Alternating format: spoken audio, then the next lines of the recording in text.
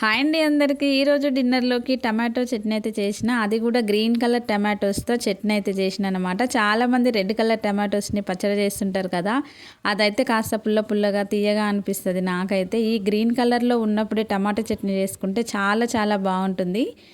మీరు ఎప్పుడైనా ట్రై చేయకపోతే తప్పకుండా ట్రై చేయండి. ఒక్కసారి చేసుకుంటే మళ్ళీ మళ్ళీ చేసుకోవాలనిపిస్తుంది అనమాట ఈ గ్రీన్ టమాటో చట్నీ. ఇది దోశ ఇడ్లీలో కూడా చాలా బాగుంటుంది.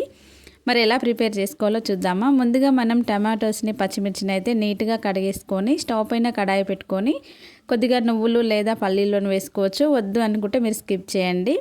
ఇప్పుడు కొద్దిగా ఆయిల్ వేసుకొని పచ్చిమిర్చి టమాటోలను కూడా ఫ్రై చేసుకొని మిక్సీ జార్ తీసుకొని మనం వేయించుకున్న నువ్వులు వేసుకొని దాంట్లో పచ్చిమిర్చి టమాటోస్ కొత్తిమీర పుదీనా చింతపండు వెల్లుల్లి వేసి మిక్సీ పట్టుకోవాలి.